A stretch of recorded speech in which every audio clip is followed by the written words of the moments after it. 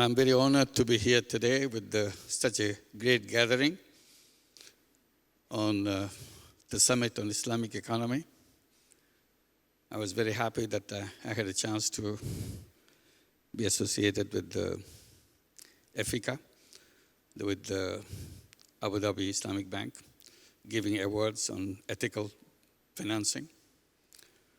This is important for me because I come from a long-drawn struggle trying to persuade banks to extend the services to the people who were unserved. And the huge population out there, not reached by financial institutions.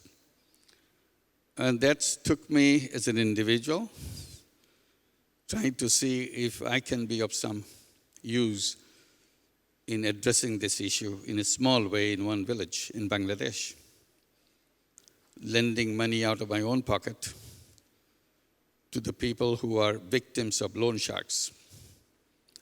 To protect them from the loan sharks, I thought I should give the money rather than trying to change the whole world to remove the loan sharks.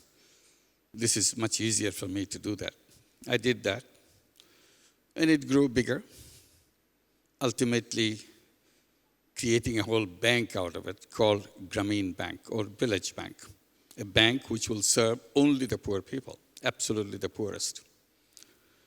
Today, it's a bank which works all over Bangladesh, every single village in Bangladesh. We have over 8.5 million borrowers, mostly women, 97% women.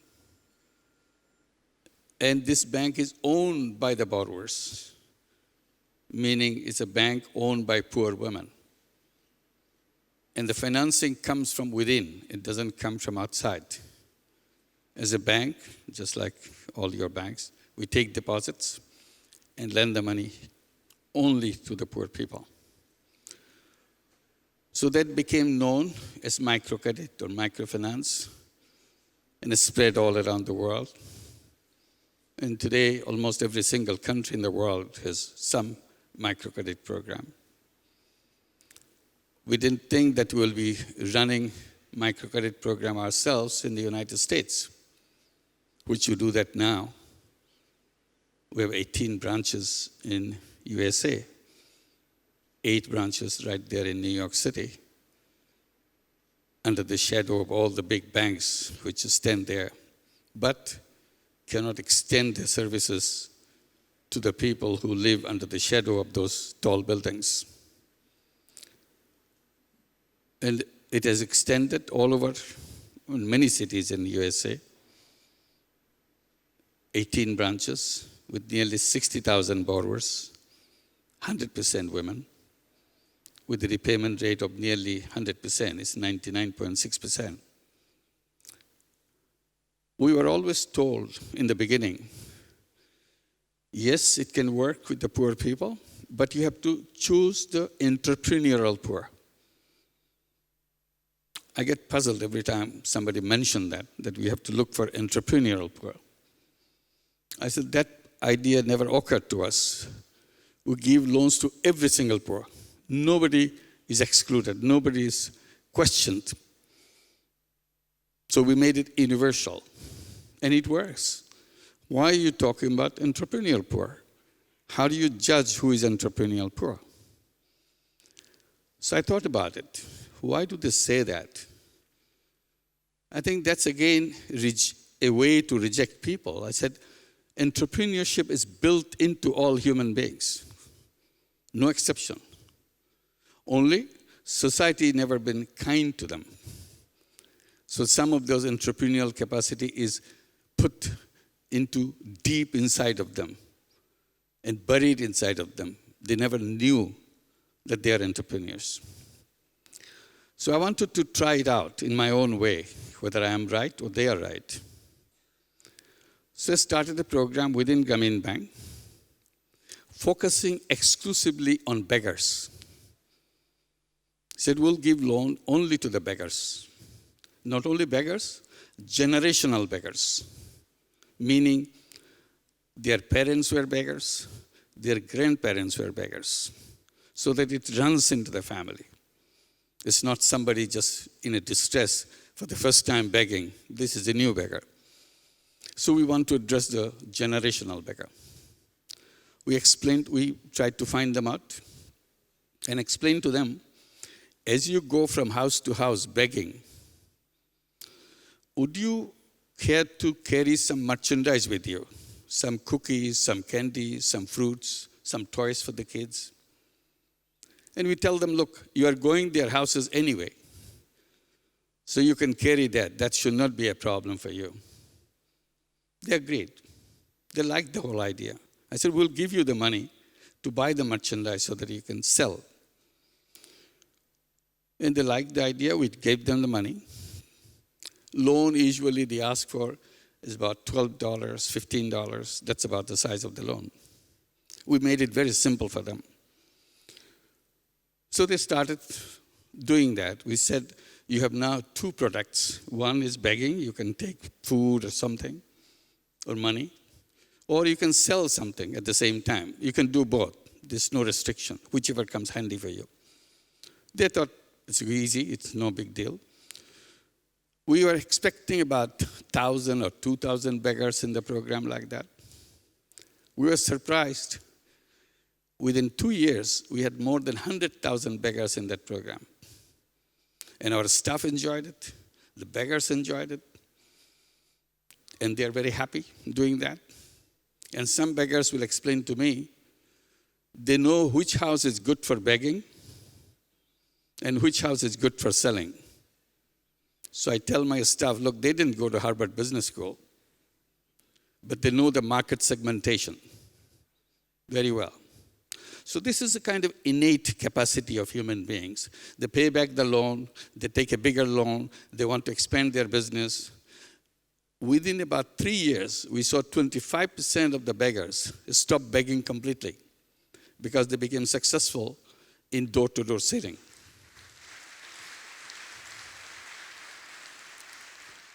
So I come back to my friends. I said, what do you say that we have to look for entrepreneurial poor? Even the beggars, they show what kind of entrepreneurial ability they have. Simply you do not recognize it. So I kept complaining that the financial system is not addressed to serve those people. It's addressed to serve the people who are at the top. In the process, we create a big problem, a global problem, income disparity, huge income disparity. The wealth is concentrated in the top. As one statistics tell us that 85 people in the world own half the wealth of the world. You look at the 99% of the world population probably don't own 1% of the wealth of the world. So that's kind of thing that I think Islamic Economy Summit should be addressing. How to address that? Because it's not business as usual. It has to be something dramatically different. Otherwise, you cannot address the whole thing. When we created Grameen Bank microcredit, everybody asked, how did you design this bank? It's such an intricate procedure that you have laid out. I said, we didn't do any research. We made it very simple. Every time we need a principle, we need a procedure, look at the conventional banks, how they do it.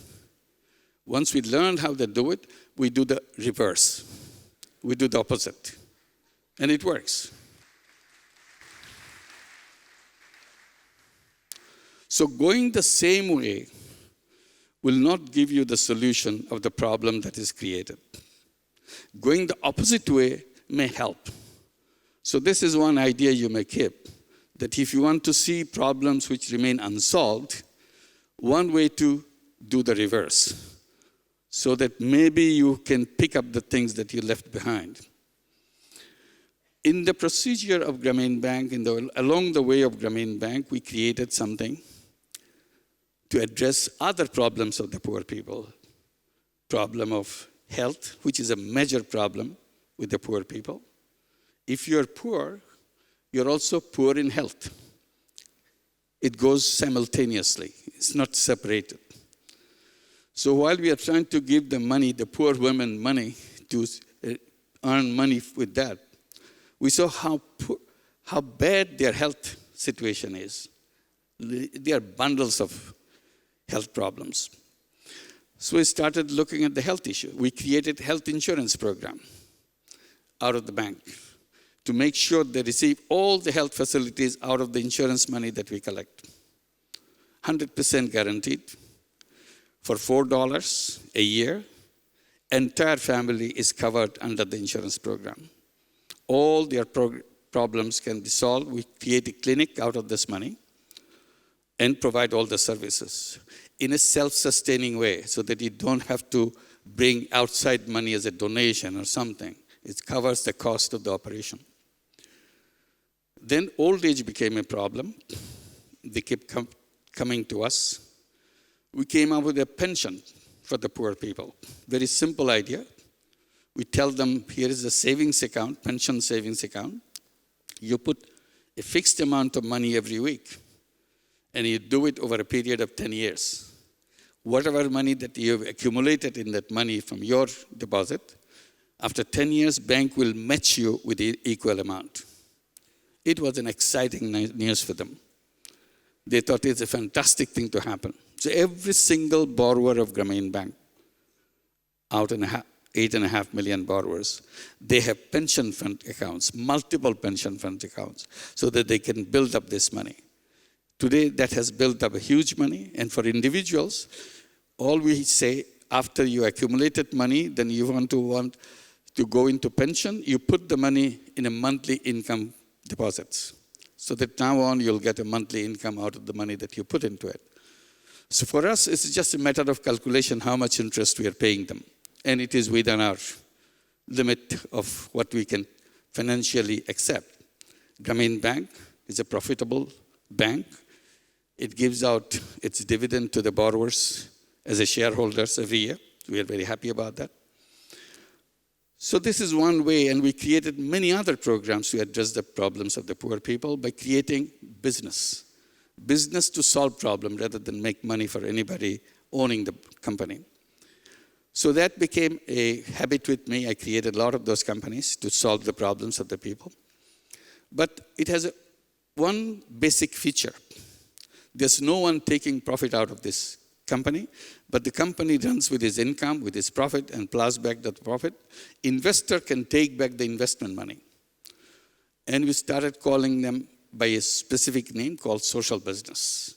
Non-dividend company to solve human problems. So now that idea is spreading. You can solve the problems, whatever problem we see in the world, economic problem, social problem, by designing social businesses. This is most effective way, sustainable way. These are usually addressed by charities. You give charity to address the problem of healthcare, you address the problem of education, problem of housing, and whatever. But one limitation of charity is, charity money goes out, does a wonderful work, but it doesn't come back. So I kind of point out, charity money has only one life. After you used it for the first time, it's gone. But if you can create a social business out of this money, then social business money goes out, does the same work, but it comes back. And then you have unlimited life of that money because you can use it again and again. It doesn't ever stop. So I said, that is the power, that's the capacity of social business. So we have all the problems that we see around us.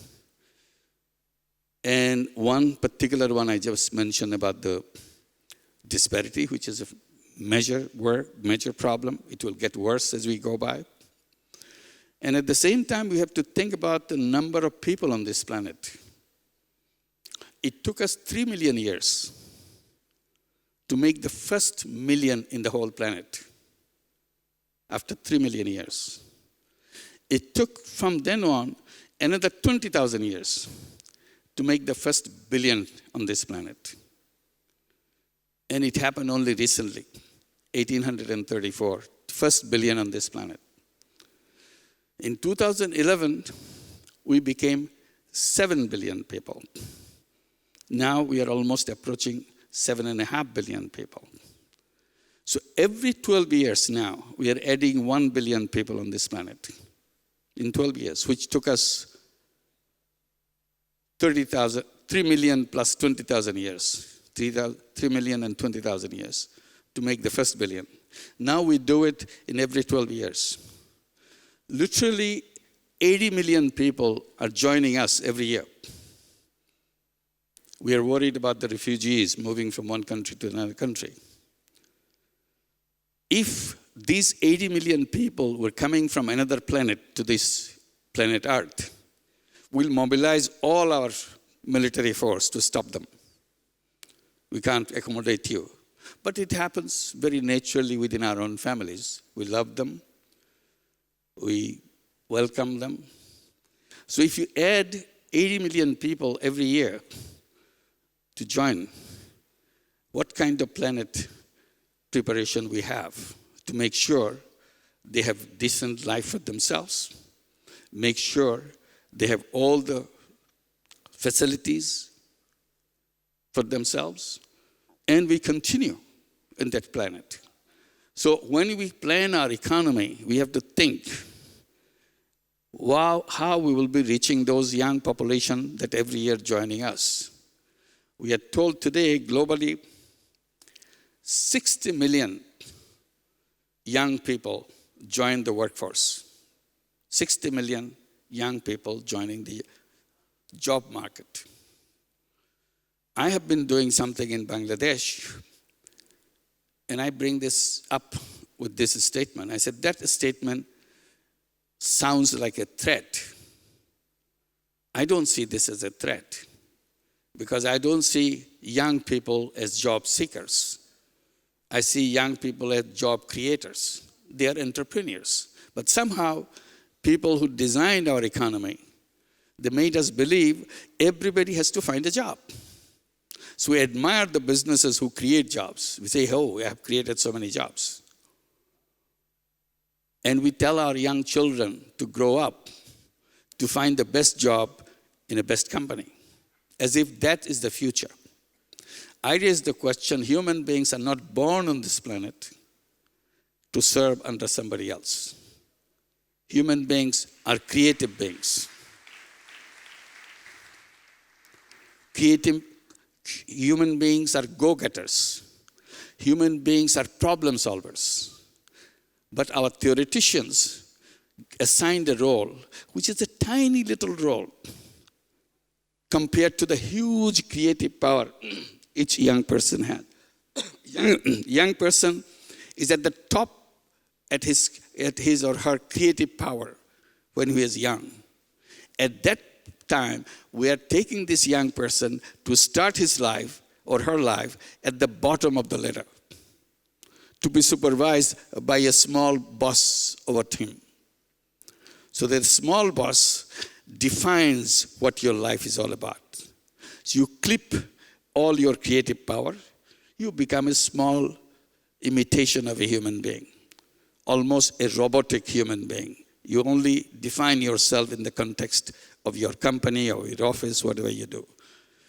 And that is a shame because we are turning a giant elephant of a creative power into tiny little ant, which is a kind of a distortion, massive distortion of human being. So I redefine the statement which says 60 million young people are joining the job market. I define it by saying 60 million young entrepreneurs are joining the economy to change the world with their creative power. So in that positive note, we need a new financial institution to support them, to create them. And this is what we do in Bangladesh. We create social business fund and ask all young people, come with business ideas. And once we receive the business ideas, go through it and becomes investor in our business. we become your partner. And we work together to make you successful. Once you're successful, you return the money that we gave you. We are not interested in your money because we are a social business. Our job is to solve problems in a business way. So you return the money, and we use the money to invest in another business of another young person. So now hundreds and hundreds of young people come into our door to submit their business proposal, and we keep on investing in each one of them. So once we want to create a new kind of world, we need a new kind of institution, new kind of conceptual framework. Once we have the new conceptual framework, then we can create a new world that we are looking for. I hope this summit will pay attention to this. Thank you so much. Thank you.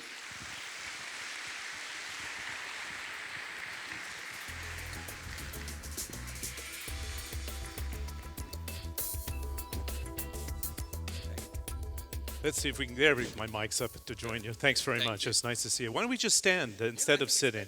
It's better, so we can have a dialogue here.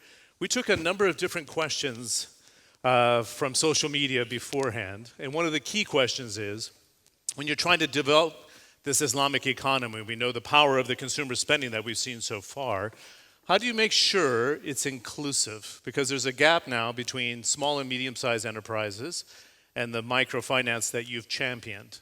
And we often talk about the 1%, and then I was listening overnight to BBC on the radio and saying that 1% is now even being sliced up to the 0.5%, the upper 0.5% of the world, but it's not addressing inclusiveness. And it's a huge issue here because of youth unemployment.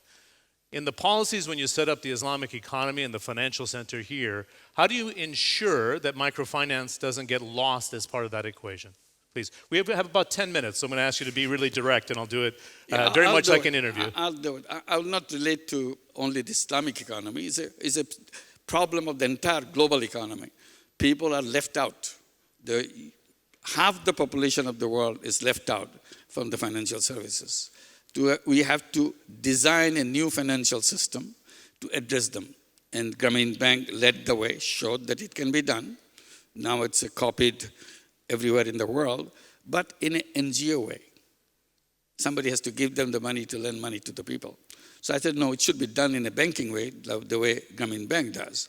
So we need a new legislation to create bank for the poor, because the present legislation is a legislation to create bank for the rich. We don't notice it, but that's what it is. So you need a new legislation, the way Grameen Bank has a new legislation for itself.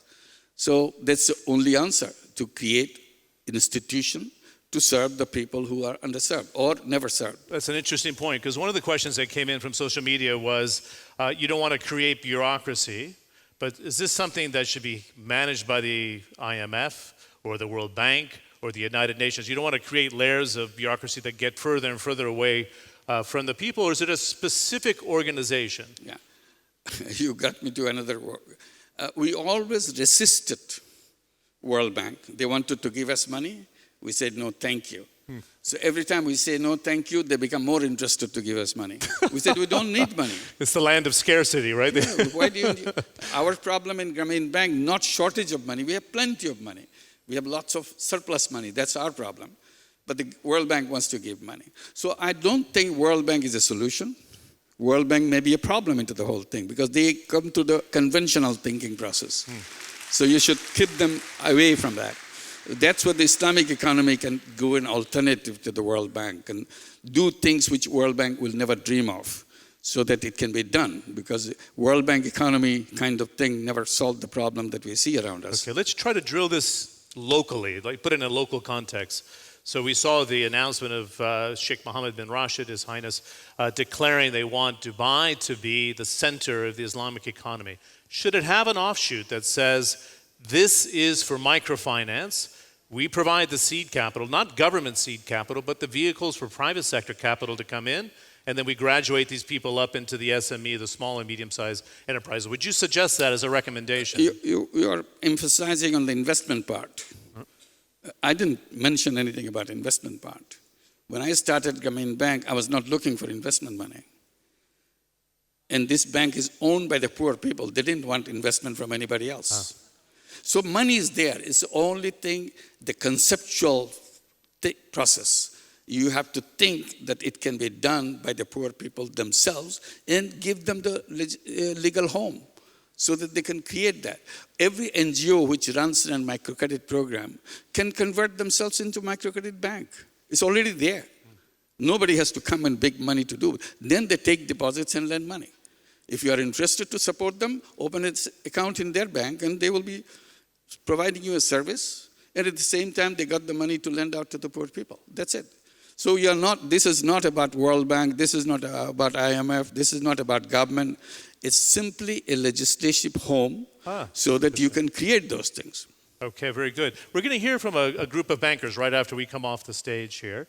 The complaint that I often... I would love to hear that. I was going to say, so would I. Because one of the complaints I hear is they don't want to take risk. They're not interested in taking risk in small and medium-sized enterprises. Is a Grameen Bank a risk? 2008 financial crisis crushed everybody. Grameen Bank flourished. So I said, they are the risky ones. We are the protected. So that's not a risk.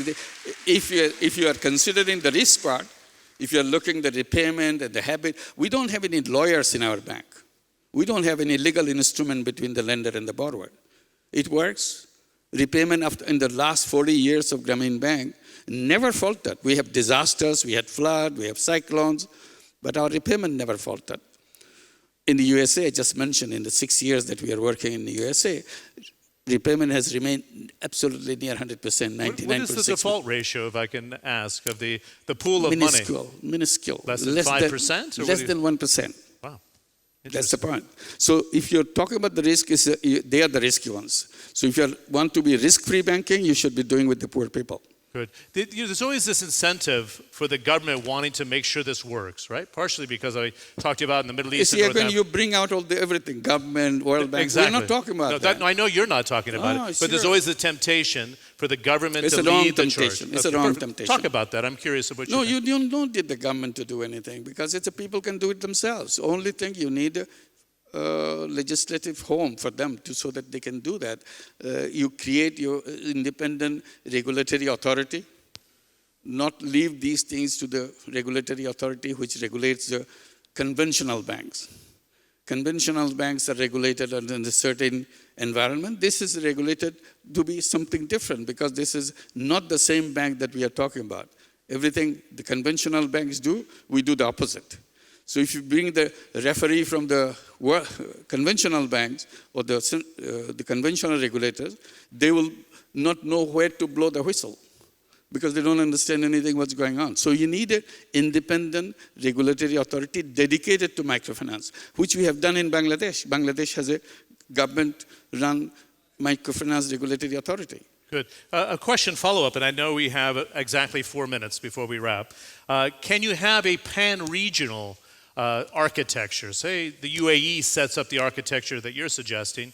Can it cross borders? Can you have one that is broader Middle East, or just say even broader GCC, so it can set the framework for the world? All of the above. I mean, you have to start with the nation, the government of the country. It's a very interesting because of the legislation.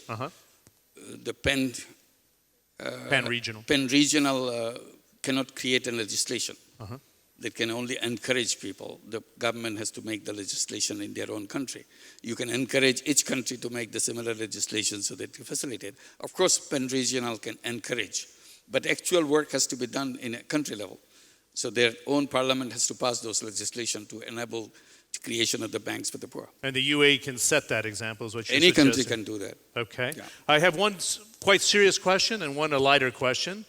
Both have come from our social media outreach. The harder question is, I saw that Christine Lagarde of the IMF was suggesting in the last 24 hours great concern about the emerging markets, which withstood, as you know, in 2009-10, kind of the global pressure, the Western banking crisis that crossed borders rapidly, but kind of left the Middle East, for the best part, untouched. The concern now is the emerging markets are going to lead the developed world lower. China, India is holding up rather well, but we're seeing quite a dramatic slowdown. How do we interrupt that slowdown in your view? What's the recipe? You don't have to interrupt them. I don't know why growth rate is so important for you. It's not important for me because it doesn't show anything about the quality of the life of the people. Good point. It's a quality of the right of the rich people, whether they can make a lot of money overnight. So that doesn't concern me at all.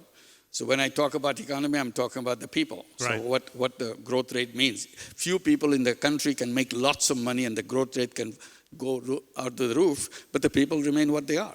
So the growth rate doesn't indicate anything to me. So I want to see the quality of the life of the bottom people. So China has adjusted themselves. They are saying this is the new normal. This was abnormal. They are settling down to the new normal. So no longer 8-9%, absolutely, 5-6%. Which was too much. Right. So they realized it, they have overdone it. Now they want to settle down with the new normal at 7.5%, which is good. You don't have to build roads and highways continuously to make the growth rate look better, but you forgot why these roads, why these airports, and so on and so forth. What happened to the people? So they're concentrating on the people part so that they know that they can handle this, and unemployment, and the influx of people from village to the urban areas. Chinese villages are getting empty. They're not, young people don't live in the villages anymore because the attraction of the city employment is so much, they're abundant. So the rural economy is suffering. So we need to build up the rural economy because now today rural economy is run by old people and pregnant mothers because they are now don't work with this. They send back home so that they can, because one child family. So one child has to be raised in a way so that he or she is protected. So they send the mothers, pregnant women back home so that they are looked after and so on and so forth. So that's not the life of a village, life of a kind of country you want to build. A vibrant rural society. So right. They want to redesign it, reshape it to address that. So I would welcome them. They are putting attention to the people, not the growth rate, because it's very impressive for everybody to do a lot of business, a lot of money for themselves. That's not what needs. What is money for, after all? It needs to trickle down. Okay, trickle. It doesn't have to come from the top. No. That's the whole point I'm making. Is to come up Every from the bottom individual has the creative capacity. Unleash that creative capacity. Then the world becomes a different place. As you know, there was a tendency during the financial crisis, they earmarked $800 billion for infrastructure that never reached the rural community. On the lighter note, and we have to wrap, somebody wanted to know what you're doing in retirement. I was going to say, I don't think you're retired. They want to know if you go fishing, if you do yoga. Yeah. What do you do to keep your Zen-like nature and that very sharp mind? One of my favorite thing is the word retirement should be sent into retirement. Because human beings never retire. They remain productive, they remain creative. So I say if you are in a conventional job situation, you have a line drawn that after that you are no longer needed by the company, you should celebrate that because you are entering into the new phase of your life. I call it phase 2 of your life. It's the phase 2, which is the freedom part of your life. You are absolutely free. You have no obligation to your family now because you raised your family. You are not busy going to school, getting your degrees and so on. The first part is very heavy. Intense. Very intense. Lots of responsibility. Get married, have children, get a job, get a promotion, fight with your neighbors and all those kind of things. But after you have done that, now suddenly you are a free person. You can do anything you want. So bring out all your creative capacity that is built into it. You never get a chance to do that. All the things you wished you could do, now you do that. So I would say it's a freedom part of your life to do things, and human beings don't retire until his last breath. Good. So that's what it should be. Very good. Nice round of applause for Mohammed Yunus.